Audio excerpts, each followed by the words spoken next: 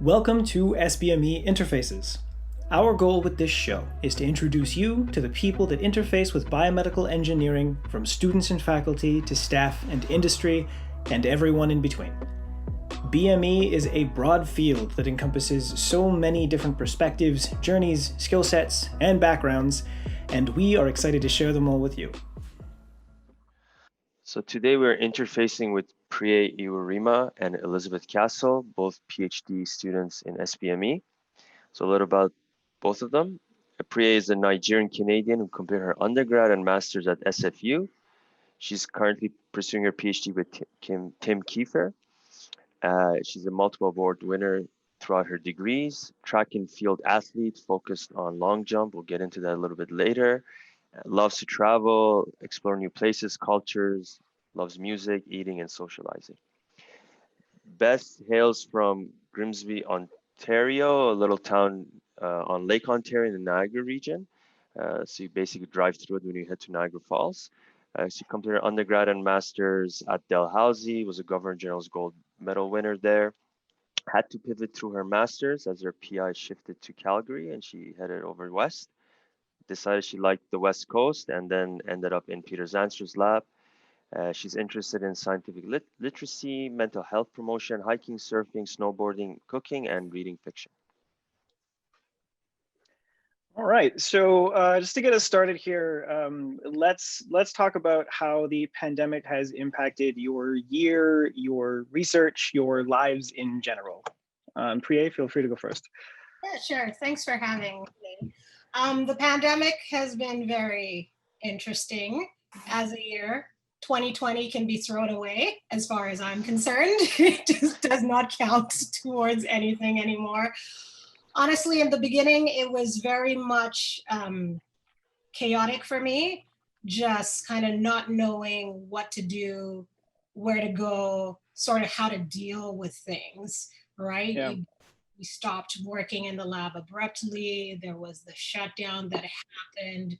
I'm a very social person, so I'm always interacting with friends and family that's around me. So dealing with that, I think, was very stressful. I think I'm still dealing with it, but the reality is that this is the new normal. And really, I think we just have to figure out how to deal with the new normal as opposed to trying to wait for that point in time where we can get back to the old normal. I think that's a really not a productive way to look at the situation. And honestly, what I like to do when it's really, really bad is just kind of think about the little things that allow me to be grateful. Like, there's a shutdown and I can stay in my house. What if I was homeless, right? Or, you know, when everyone was freaking out about toilet paper and food, what if you didn't have money to go and buy food? Like stuff like that, just kind of, it makes all the other things a little bit better. Like the problems are there, but gratitude really helps you refocus the energy and the anxieties you might feel in a situation. Been the same for you, Beth? Yeah, I mean, I think you said it really well, Priye. I think the gratitude has been a huge part that's helped me through this, and especially I would add to that with kind of all of the basic needs of housing, with food, but also with like the supportive people around me, with the ability to contact family, the ability to talk to friends. So yeah, the pandemic it's a very, very weird year for me. I started my degree in January, and so pretty much everything shut down a few months after that. So it's been a very weird introduction to Vancouver for me, a weird way to kind of get to know the city a bit better. And so at the beginning, I would say it was quite tough. I was lucky that I was living with my partner, and so I had that support and stuff like that, but I hadn't set up kind of the support structures in the city yet that I think would be helpful to get through these kinds of times. And so being at home, I guess, for that extended period of time before we were allowed back in the lab was a very strange time. I will say, though, one of the things that was helpful in terms of my work is that it got me to explore some more of the computational side of things, which was quite a fun, different way of doing science, and something that I hadn't really explored before. So kind of a plus on that side, I guess. It's great. I think toilet paper hoarding will go down in human history in North America. Honestly, as one of our darkest I know. It's happening again too with the second shutdown, which is crazy. It's a little embarrassing. Yeah. Yeah. So Beth, what drew you to BME in general, biomedical engineering, and doing a PhD in it? Yeah. So originally I was in microbiology and immunology, specifically looking at virology, so virus behavior. And through my master's, we got the chance to work with this biomedical engineering lab in Calgary.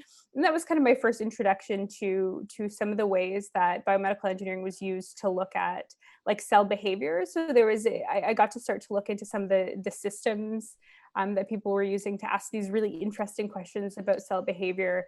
And so learned that kind of wanted to go down that road. And I knew that at that point I wanted to really try to find something where I would think a bit differently than I was at the time. So try to find a program that challenged my way of thinking a bit more than perhaps staying in virology would. And so I started to explore kind of the biomedical engineering space. And when I asked people about finding a lab that really did kind of the cellular engineering and looking at cell behavior, because I wanted to stay somewhat molecular and somewhat cell-based, all signs. So a lot of people pointed me towards Peter's lab. And so I reached out, and then everyone was super friendly. It was really nice. And as you say, I wanted to stay out west. I'd only been in Calgary for a year, and I think the draw of the mountains was still strong. And so ended up here, and yeah, it's been great so far. That's great. What about you, Priye?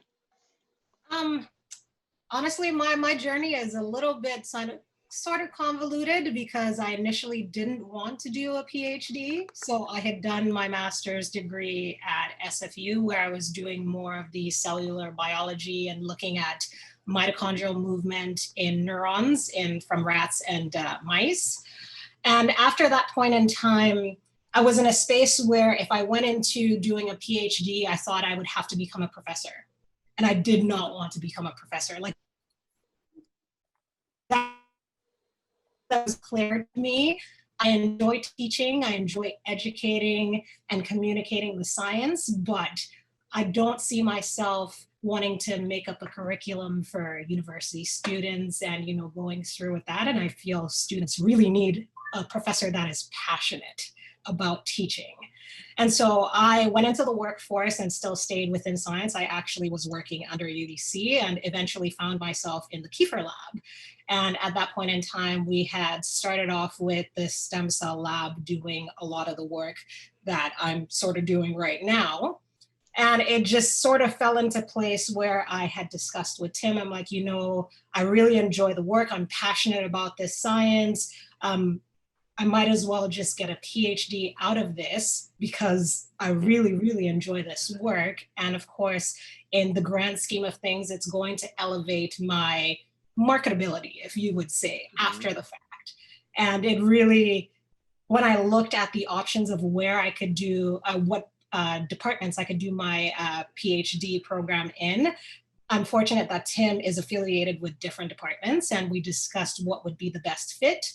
And for me, it was sort of a similar thing where I've been in the cell biology side of things, and I really wanted to challenge myself with what was going on and learning new things. So School of Biomedical Engineering was just coming up at that time, and there was really interesting work that was being done. Peter was recruited as the director of the school. So it was such an interesting and fantastic time to join the School of Biomedical Engineering and kind of, grow with the school as it's coming up. And it's been really exciting. And I've got the advantage or the opportunity, I should say, of meeting up with different PIs that are from different backgrounds that help facilitate the scientific questions that we're trying to answer. That's you guys both mentioned the challenge. Have you found that challenge, the thing you were looking for? 100% a new challenge. Yeah, absolutely. Yeah. That's great to hear. All right, so let's pivot a little bit then. Priye, can you tell us a little bit about your long jump career? It's very interesting to hear about. Oh, my long jump career. Yes. So I did do varsity track and field while I was at SFU. I mean, growing up, I did every sport. I played every single thing known to man. And I think my love of sports came from my sister. So my sister is, or she's now retired, was actually an international athlete. So she represented Nigeria for triple jump. She went to Commonwealth Games. She placed. So growing up, we always kind of had these competitions where we're like, who does better? And in secondary school, we always have, it's called inter-house sports, where they do all of these different events. And I'd rack up all the medals, but then she'd go to a different competition and she'd rack up one medal, but she'd say it doesn't count because hers is worth more and mine is just high school. So kind of gypped me in that way, but I've always loved doing stuff, and I just continued doing it when I came to Canada, and it was interesting. This is an older sister or a younger sister? Older sister. I am the baby of the family. Both Miguel and I are babies of the family too, so we know that feeling when you have older siblings who. Yeah, me as well. Yeah. Oh, is it? Oh, cool. This is funny. This is funny. How many siblings do you have, Priye? Oh, I have 5 siblings, so 4 sisters and 1 brother. Okay, and you, Beth? I have 1 older sister. Yeah. Cool. Yeah. Is there competition there too between you and your sister? Oh, I think there is. I think when I was a child, I was a pretty shy child, and so I would just kind of do whatever she said. I wanted to be like her so badly. So I'd like watch her play computer games. I'd be her shadow, which I think was very annoying to her. But it was pretty funny. I would always ask what kind of ice cream she wanted. If we were both getting ice cream, I had to get the same flavor. And so I would ask her first, and then she'd get very frustrated. And so she'd change her flavor. And then I would like, wait a minute. And I'd be like, as if I'm like, oh no, actually I want this other one that she just said. Yeah. I was that kid too. I was a very, very clingy sister, I think. That's great. So going to the opposite of being shy, can you, Beth, talk a little bit more about the Soapbox Science that you're part of? Oh yeah, I would say that this is very attributed to one of my friends who came from Halifax who found this organization. But for those who don't know, Soapbox Science is essentially this organization that I believe started in the UK that's meant to be public outreach for science communication and really elevating female scientists. So it's exclusively female scientists, and they go out to some public location and they stand on soapboxes and tell people about their science and interact with the public. And we did this in Halifax a few years ago with this friend who found it being kind of the master coordinator, and it went really well. We had lots of different people out talking about different science and all these like fun props, and kids were having just the time of their lives. And so she actually came out here for medicine. So she's in the UBC medical program now, and has restarted it. And now that I'm I guess in a PhD, this is one of the requirements for you to be able to present. I'm going to present and just help out with the volunteer part of it. It's of course been put on hold for a while because of the pandemic, and so we've talked about going virtual, but think instead we're going to wait and try to do it in person and get that interaction part of it. Yeah. But it's a really fantastic program, and I urge everyone to check it out. And if you want to get involved, please feel free to reach out. It's great. Is it recorded as well? No, it's just kind of a one-off event. Although, I mean, maybe now we'll start to try to do something like that, because it seems that a lot of things have gone online. But yeah, that's great. Now, this actually speaks to something else too. Like, you both are very, very much into the outreach side of things and community engagement, all that kind of stuff. What has driven you guys to do that, to be a part of that kind of thing? Priye? So for me, I think the science that I do, and I think for everyone that's a scientist, is about the community, right? What we're doing really spans from a question that is going to have an ultimate impact on the community. But if the community doesn't understand what we're doing, it's kind of lost in translation.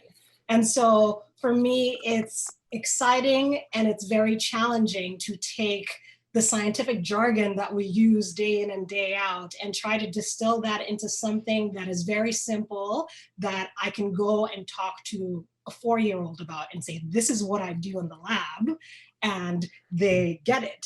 And it's also a way of, you know, letting people know the opportunities about the things that you could do, because sometimes people just don't go into certain avenues because they haven't seen someone that looks like them in that space, or they don't know what it's about, or they just feel it's too challenging because of the jargon that we use, right? It's just typical with every field. There is jargon that's associated with it, versus when you start to talk to people in a very conversational manner, they get it. They understand exactly what we're doing. They see why we're doing what we're doing. And to me, that's awesome. Like that spark in people's eyes when they're like, oh my God, that's so cool. I'm like, yeah, I know. Yeah. That's great. Yeah. Yeah. What about you, No, Beth? I totally agree. All of those things are really fantastic. Having that conversation with people is always really great. The one thing that I add to it is that often I think that it's a way to empower people. So if you can get them to start thinking critically and think about kind of all the different ways that science happens and how it applies to their own life. So in vaccines and climate change and stuff like that, they can start thinking about what it means when something's reported in the news or they read something online. And I think that's really empowering for people to be able to think like that. It gives a certain sense of autonomy. And so that's part of the reason I'm in it as well. Yeah. That's great. So going back again to your PhDs, you both work with PIs that are world renowned, and that's the exciting part of SBME. We have these really big, heavy hitters. And how's that been? Has it been challenging, inspiring, mix of both? Do you even get their time of day? So we'll start with Priye. You're like, is Tim going to see this? I hope so. We have to poke him a little bit. Yeah. Yeah. No, I honestly, I think it's a great opportunity to be working in a lab where you do have a PI that is a high hitter, because you are exposed to different things. I have been in labs that are considered small labs, and I've been in labs that are considered big labs. There is a way the science can be executed.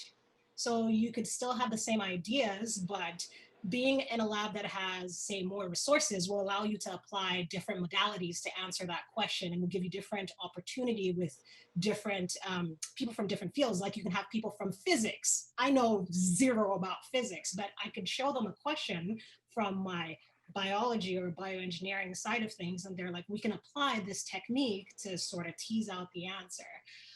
So for me, that's really great. If you can get into a lab where you will have an opportunity to, you know, collaborate with different PIs from different areas and even industry, that's a great opportunity. You get to learn. It's a very challenging place, but I love challenges.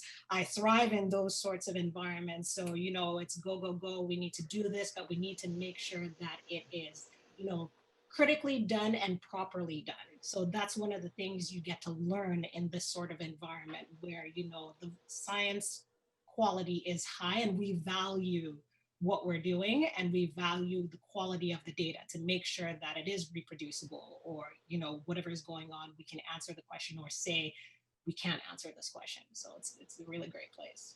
That's great. What about you, Beth? I know he came highly recommended, but how's it been being with Peter and in that environment? It's been really good so far. A similar kind of thing. It's being in a lab with a lot of different backgrounds is really fantastic. And Peter set his lab up in a way that's that as kind of a younger trainee, you're set up with a mentor. So you have somebody who's within the lab that you can reach out to for problems and stuff like that. And then all the postdocs are really fantastic and really accessible, as well as the research associates. So you've kind of got the support when you're starting out, which is really helpful. And then if it's something that that the postdocs can't answer, Peter is quite responsive by email and will set up a meeting. So the his busyness has not at all been kind of an issue in that sense. He acknowledges it and sets it up in a way that that makes it okay for students that are coming in.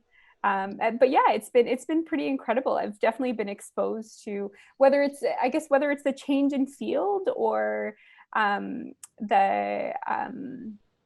I guess the way Peter runs it himself is, I'm not sure about that, but I've been exposed to so much more in terms of job prospects at the end of it. So in terms of thinking about industry and thinking about maybe some other options and talking about that a lot more than I ever have before, which has been really fantastic and is hopefully going to be really pay off for me, I guess, at the end. Yeah. This is really good to hear. One of the things I hear most often from students is that they're unsure where they can take their degree, when the time comes. And the idea that even just being in a lab like this gives you those opportunities to connect with possibility is really, really exciting to hear. Mm-hmm. Good for them it to hear as exposes well. you to a lot of different stuff, which is really helpful. Yeah. Do you feel this experience makes you want to run your own lab or to chase off into industry? Has it changed the way you think about your future careers? Oh, I am all over the place in terms of, I flop back and forth. I think I really love the idea of academia, of being able to pursue interesting questions, as well as, I guess as well as push my own agenda, which is something Nice. that I think is important. So highlighting mental health, highlighting science literacy and stuff like that, if I were to be put in that position. But sometimes I wonder if I'm glorifying it a little bit, and the path to get to a professorship at the moment is quite daunting, of course. And so I hop around back and forth. It definitely, I mean, this kind of thing definitely makes me want to have a lab and run this, but I think there's a lot of opportunities in industry as well, where I can kind of get all those factors without having to go through multiple postdocs in multiple different locations and that kind of thing. Yeah. What about you, Priye? Do you feel like you're leaning in any particular direction? Yeah, so that's a very interesting question. I do feel like I'm quite open-ended to the possibility of things that are out there. I enjoy research, right? I would love to run a lab, but I definitely just do not want to be in academia. Like, that is something that has stuck out for me. And I actually, when I came back into the PhD, especially because initially I didn't think I was going to do a PhD, so I was open to the possibility of potentially changing my mind and going down the path of academia. And that has not changed for me. The thing I can tell you is what I don't want to do. It's not for me. I love the research that I do behind the bench. I would love to run a lab where I'm, working on multiple projects, just not in an academic setting. And for that, I'm open to any other thing. And just like Beth said, with the opportunities that we come across being in such a lab and all the different people that we meet, I'm now aware of other opportunities, as opposed to, it's not just becoming a professor. It's not just being a scientist. You can go into the business side of things because biotech is booming, and you want someone that understands the business side of things because, the money is still going to fuel the science, but you also want someone that is in touch with the science because there are realistic goals that you need to set about certain things and the way that it's going to happen. So I think there's lots of opportunities now, and I'm still finding out even more. So I'm open to a lot, except for academia. Except for academia.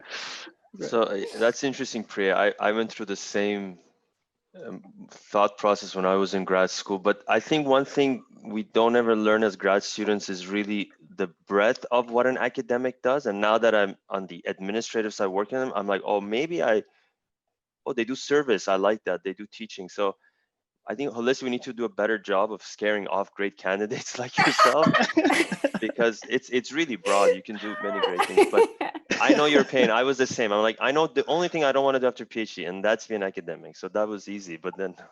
Honestly, it's weighing a lot of the things because I am seeing what a lot of the PIs are doing, right? Because they're also involved with industry. They're consultants for certain things. They're founding, biotech. So I'm getting at least some of the breadth. That is not just, oh, you have to teach and you have to run the lab. But ultimately, it doesn't speak to me. And it's I feel not you. I feel you. You know what I mean? It's not about the challenge, because I love a challenge, but I'm not going to do it just because it's a challenge. Yeah. Right. No, you have to, I've been there. You really have to be passionate. So we're almost at time. So I'll ask a very, very general question, and then Miguel will lead us off. So we'll start with Beth. Any advice you would tell your younger self, maybe your teenage self, and what would it be? Interesting.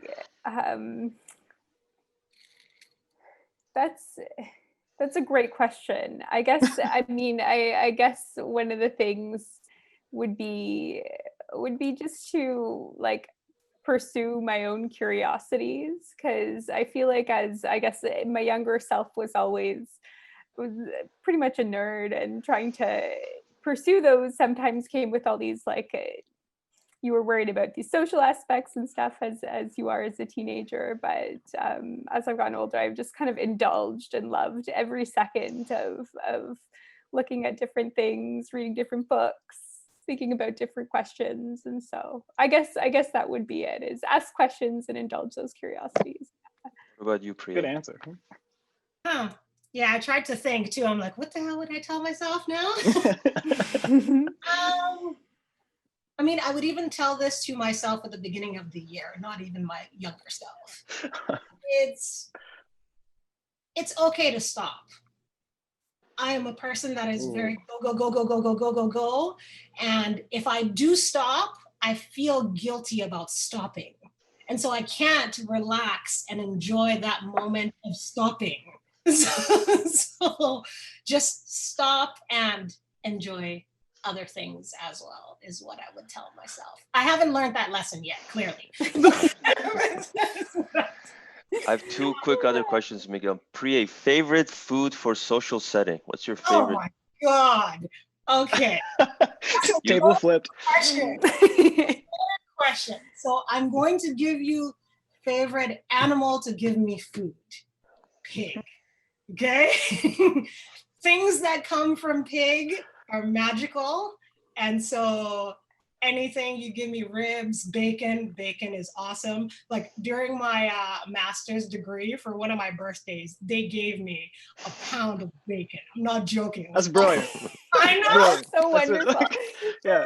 Happy about this.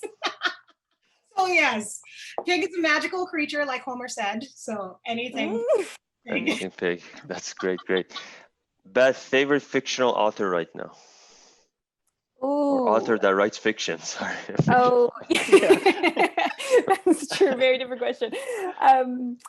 Okay, right now I'm reading the last book in this series by this woman named Elena Ferrante, and she wrote this like amazing 4-part series about these women growing up in a town near Naples, Italy, and it's set just after the war, and these 2 young girls are kind of growing up in a pretty poor area, in a pretty poor town, and it's each novel. So there's 4 different novels, and each novel is about a different stage of their life. So the first one is them as really young girls, and then the next one is them as teens, and then kind of early adults, and then this last one, is in old age. And she's just a really beautiful writer, and it's a really lovely story, and just I don't know. Anyway, I highly recommend, if anybody's read it, please reach out and we'll chat about it. Oh, that's great. I'm looking for someone right now. Miguel's our resident writer and knower of many books, so maybe he has. But Miguel, on to your last question. Yeah, okay, so for the both of you, is there anything you've got going on right now, anything you're working on that you're really, really excited about and you want people to know about? And it can be personal, it can be scientific, doesn't matter what, anything. Okay. Well, something that I've wanted to work on and still have not done yet, but have taken pictures, is I really wanted to start up a website that showcased what people look like. And so, and it would be more of a sort of picture gallery type thing with a little blurb about the person, like this is what an engineer looks like, this is what a teacher looks like, this is what this person looks like, because it is very clear how representation matters so much. Yes. You know, people just don't see themselves in certain spaces and certain careers just simply because, oh, I don't think I can do it. Not because of any innate ability or lack of ability, just they've never seen anyone like it or like them do it. So that's something that I want to do. Very excited about doing it. I've been a little bit procrastinating, if I can make up that word, about it, but I have started collecting the pictures. Now I just have to build it up and get Don't worry about procrastination. It's okay to stop, remember? Good And call. Beth, what about you? That's a really wonderful idea, Priye. It is a good idea. Yeah. I don't think I have anything in particular coming up right now. And I think that's actually kind of what I'm most excited about for me. Yes. Yeah. It's been a pretty crazy year. I've been moving around a lot and then setting up shop I guess moved from Calgary and then moved here and all this stuff and been kind of on the go for the last little bit. So I'm actually just really excited for the holidays to slow down a little bit. And yeah, nothing in particular on the go, but just slowing down. No, that's great. And thank you both for interfacing with us. We wish you all the best, and I know you'll do great things, and looking forward to hearing more about your journey.